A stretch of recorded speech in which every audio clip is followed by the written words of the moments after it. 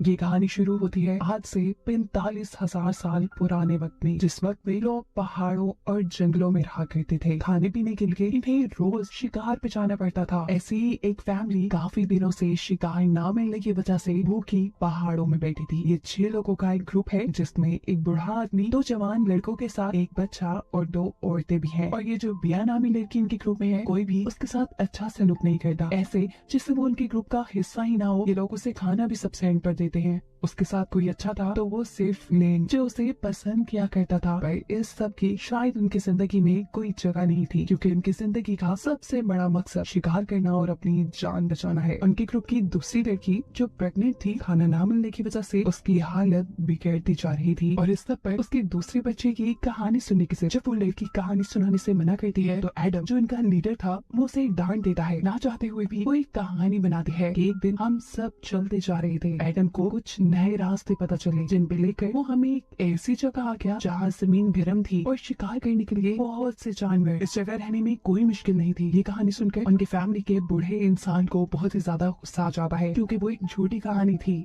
जिससे उनके दिल में आस पैदा होती, और खुद इस बच्चे को कहानी सुनाना शुरू करता है इंसानों के एक ग्रुप की, मौसमों के साथ, जिनको अपने रहने का ठिकाना बदलना पड़ता था। ऐसे उन्हें लगातार शिकार भी मिलता रहता था, लेकिन एक दिन वो ऐसी जगह पे आ गए जहाँ से उन्हें शिकार मिलना बंद हो गया, या वो रह नहीं सकते थे। उन्हें आखिर एक ऐसी जगह का पता चला जहाँ गर्म पहाड़ थे, रहने के लिए उसमें गार जमीन भी खाना उगाती थी, और वहाँ शिकार भी बहुत था। बहुत सी मुश्किलों का सामना करके, दरियाओं को पार करके जब ये लोग उस जगह पहुँचे, तो इन्हें पता चला कि वहाँ ना तो कोई शिकार था और ना ही कोई खेत या दरख्त। शिकार नाम की तो दूर दूर तक कोई चीज नहीं थी। दरअसल ये आदमी अपनी ही कहानी इस बच्चे को सुना रहा था। ये कहानी सुनकर एडम गुस्से में आ जाता है, क्योंकि वही उन्हें यहाँ तक लेकर आया था। बूढ़ा आदमी एडम से कहता है, चिल्लाओ मत, हम जो इस वक्त मौत से लड़ रहे हैं सब तुम्हारी वजह से है। न खाने को कुछ है, न रहने के लिए कोई गर्म जगह, और उससे भी बढ़ के यहाँ शैतान है, तुमसे बड़े बड़े शैतान, जो एक ना एक दिन हमें ढूंढ कर खा जाएंगे। ये सब सुनकर एडम खामोश हो जाता है। सुबह होती है, ये लोग तेजी से खाने और रहने की जगह की तलाश में निकल जाते हैं।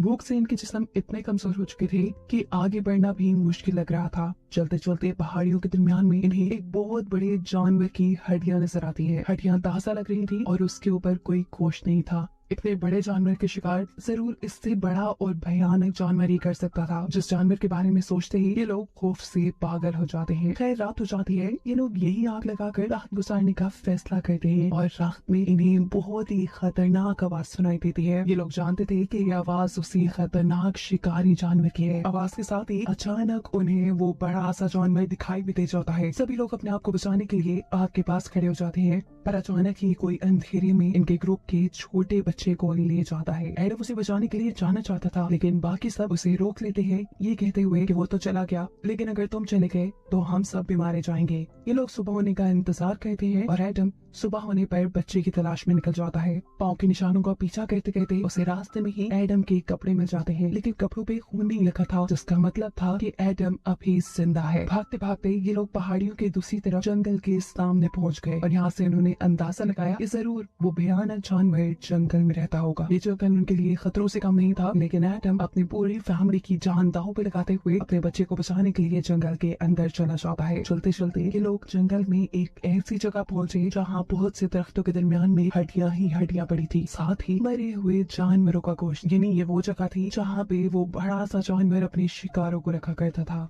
अचानक करीब से उन्हें एक बहुत ही तेज और बहुत ही भयानक आवाज सुनाई देती है। मतलब वो जानवर इनके बहुत ही करीब था, इनकी जान खतरे में थी। एडम इन सब से भागने को कहता है।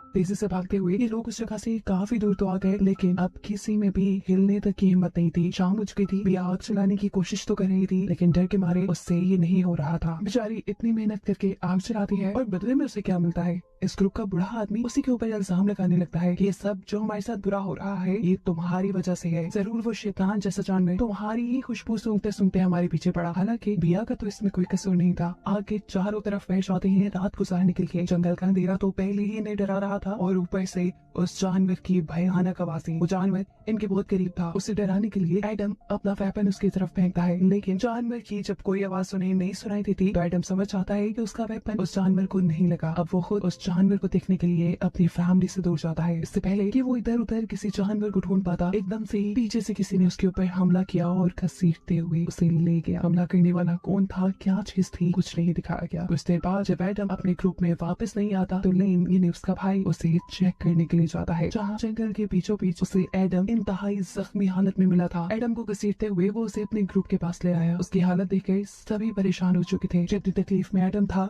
ये सब उसे देखकर परेशान थे। कोई उसके लिए कुछ नहीं कर सकता था। इसीलिए यहाँ पे बिया उठती है और अपने पास मौजूद एक तेजधार पत्थर से उसे जान से मार देती है, क्योंकि यही एक रास्ता था उसे दर्द से निकालने का। जब दुखी थे, दुखी होने से ज्यादा उनके ऊपर भूख हावी थी। दूसरी लड़की की तबीयत भी ज्यादा खराब हो रही थी। बिया उनसे कहती है कि अपनी जान बचाने के लिए हमें इसे खा लेना चाहिए। ये सब एडम का ही गोश्त खाने लगे। बिया के जहन में यहाँ बस एक ही बात थी कि आखिर उस जानवर ने एडम को खाया क्यों नहीं, उसे जख्मी क्यों छोड़ दिया। जवाब बूढ़ा आदमी देता है और कहता है कि शायद वो जानवर हमसे उसकी जगह में आने का बदला ले रहा है। अपनी जान बचाने के लिए उससे माफी मांगने के तौर पर हमें उसे कोई बलि दे देनी चाहिए। ये सब कहते हुए उसकी नजर बिया पे ही थी। ये सब बिया को पकड़ लेते हैं। अपने आप को बचाने के चक्कर में बिया लेन को एक टांग मारती है, जिससे वो दूर जाकर एक पत्थर पे गिरता है। सर पे चोट लगने की वजह से वो बेहोश हो चुका था। एक तरफ वो बेहोश था और दूसरी तरफ बूढ़ा आदमी और दूसरी लड़की बिया को पकड़कर एक पत्थर के पास ले आते हैं। वो बूढ़ा आदमी जोर जोर से जानवर को ये कहते हुए पुकारने लगता है कि आओ ले लो तुम अपना बदला, ये लड़की तुम्हारी हुई। बूढ़ा आदमी बहुत बेरहम था। बिया के साथ साथ वो यहाँ अपने ही ग्रुप की दूसरी औरत को भी पास पड़े हुए एक जानवर के बड़े से सींग से मार देता है, क्योंकि ये लड़की प्रेग्नेंट थी और इसकी वजह से भी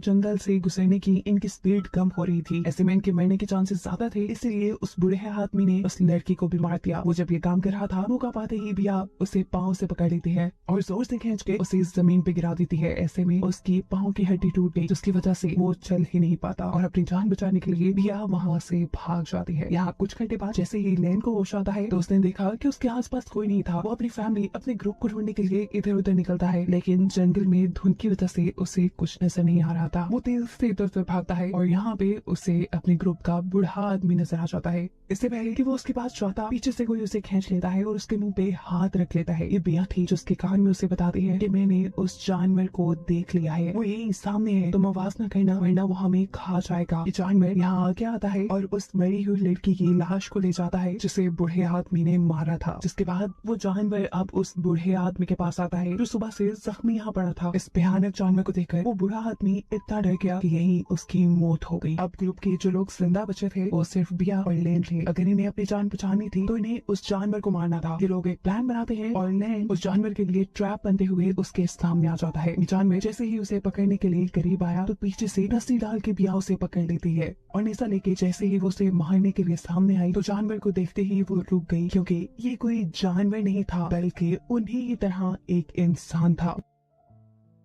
बिया उसे नहीं मारती, क्योंकि चाहे वो इंसानों की दूसरी नस्ल से थी लेकिन थी तो इंसान ही ना। वो जोर से चीख मारते हुए यहाँ से भाग जाती है और बिया और नैन दोनों ही उसका पीछा करते हैं। भागते भागते वो औरत बहुत ही दूर चली गई। बिया भी उसका पीछा कर रही थी। नैन थक जाता है और बिया को भी रोकता है अपने पास। कुछ देर बाद वो लेन से कहते हैं हमें उसके पाँव के निशानों का पीछा करना चाहिए, लेकिन लेन कहता है क्या फायदा होगा इससे, वो भी तो हमारी तरह इंसान है। बिया कहती है नहीं, वो हमारी तरह नहीं है, हमसे बहुत ज्यादा सही है, वो भी इन्हीं पहाड़ों में रह रही है, वो भी तक जिंदा है, इसका मतलब उन्होंने कुछ तो ऐसा किया है जो हम नहीं जानते। हमें उसका पीछा करना चाहिए, उसे मदद लेनी चाहिए, तभी हम जिंदा रह पाएंगे। लेकिन कहता है नहीं, तुम्हारा ये आइडिया गलत है, अगर वहाँ उन जैसे और इंसान हुए तो वो तो हमें मार खाएंगे। जवाब में बिया कहती है वैसे भी तो हम मरने ही वाली हैं, तो बेहतर यही नहीं कि लड़कर मरे, हम उनसे लड़ेंगे, उनके ठिकाने को अपना बना लेंगे, और अगर ऐसा ना कर पाए मर जाएंगे। लेकिन कहता है बिया मैं वापस जाना चाहता हूँ, और जवाब में बिया उसे कहती है देखो पीछे भी हमारे पास कुछ नहीं था और अगर आगे चले तो शायद कुछ मिलने की उम्मीद है। लेन रोते हुए बिया से पूछता है बिया क्या तुम डरती नहीं हो? बिया कहती है डरती हूँ लेकिन मैं जिंदा रहना चाहती हूँ, इसलिए तो मुकाबला कर रही हूँ। अब लेन भी उसका साथ देने को तैयार हो चुका था। ये लोग उस औरत के कदमों का पीछा करते हुए एक खास किस्म की गार तक पहुँचते हैं जहाँ उसी जैसा एक आदमी बिया के ऊपर हमला कर देता है। वो यहाँ बिया का गला दबाकर उसे मारने ही वाला था, लेकिन बिया अपने पास मौजूद तेज धार पत्थर से उसी का गला काट कर उसी को मार देती है। इस सारी लड़ाई में बिया का एक हाथ भी बुरी तरह जख्मी हो चुका था। अब वो इस गार के अंदर आगे बढ़ते हैं और अच्छी बात ये थी कि इस गार के अंदर इन्हें अपने ही ग्रुप का एक बच्चा भी मिल चुका था, जिससे पहले ही दिन इन्हें इंसानों ने किडनैप किया था। इससे पहले कि बिया इस बच्चे से बात कर पाती, यहाँ पे वही औरत आ जाती है जिसके कदमों का पीछा करते करते ये लोग यहाँ तक पहुंचे थे। बिया घबरा जाती है, लेकिन फिर भी अपने इमोशंस पे काबू पाते हुए वो मिसाल हाथ में पकड़े उस औरत से लड़ने के लिए तैयार थी। इससे पहले कि ये लोग यहाँ लड़ते, पीछे पीछे लेन भी आ जाता है। लेन को एक मिनट के लिए समझ नहीं आया कि यहाँ हो क्या रहा था। इससे पहले कि वो कुछ समझने की कोशिश करता, औरत यहाँ अपने बड़े से वेपन से लेन को ही मार डालती है। जितने में वो ये काम कर रही थी, अपनी जान बचाने के लिए बिया यहाँ बड़े जानवरों की खालों में आग लगा देती है और खुद इस गार के ऊपर वाले रास्ते से बाहर निकल आती है। गार में धुआं जमा हो गया था, आग चल रही थी, जिसमें लेन तो मर जाता है, लेकिन अभी वो औरत जिंदा थी। इससे पहले वो मर जाती, वो भी उसी रास्ते से बाहर निकलने की कोशिश करती है जिस रास्ते से बिया और वो बच्चा बाहर निकले, लेकिन साइज में बड़ा होने की वजह से उसे यहाँ से निकलने में मुश्किल हो रही थी। ये बच्चा इस औरत की मदद करने की कोशिश करता है, लेकिन पीछे से आकर बिया एक बहुत बड़े से पत्थर को उसके सर पे मार के उसे जान से मार देती है। और ये देखकर वो बच्चा बिया पे गुस्सा होने लग जाता है कि ये तुमने क्या कर दिया। वो औरत अच्छी थी, उसने मुझे उस वक्त सहारा दिया जब हम लोग बहुत भूखे थे, उसने खाना दिया, मुझे शेल्टर दिया, और तुमने उसी को मार दिया। ये क्या कर दिया बिया तुमने। बिया उसे रिलैक्स करती है, उसे बताती है कि ये इंसान नहीं थे, ये राक्षस थे जिन्होंने तुम्हारी पूरी फैमिली को मार दिया। ये बच्चा कहता है नहीं, ऐसा नहीं हो सकता, वो तो इन सबको बचा लेते, शायद तुम लोगों ने ही ऐसा कुछ किया जिससे डर के उन्होंने तुम लोगों को मार दिया। बिया भी इस बच्चे की बातों को सोचने पे मजबूर हो गई थी। गार में जो उसने आग लगाई थी, कुछ ही देर में वो भी बुझ जाती है। बिया जब उनके गार में गई तो जगह जगह दीवारों पे उसने ड्राइंग्स बनी देखी, खाने के लिए बहुत सा सामान देखा और जलाने के लिए लकड़ियां भी देखी, जो देखकर वो ये बात समझ गई कि ये इंसान वाकई में बहुत ज़हीन थे। इन्हें खाना जमा करने के और जिंदगी गुजारने के बहुत से तरीके आते थे और शायद इसीलिए वो जिंदा थे, लेकिन अब बिया उन्हें मार चुकी थी। जिंदा जो बचे थे वो यहाँ पर बिया और वो लड़का जो आज के बाद से यहाँ रहने वाले थे, और इन्हीं को दिखाते हुए ये कहानी यहाँ खत्म हो जाती है।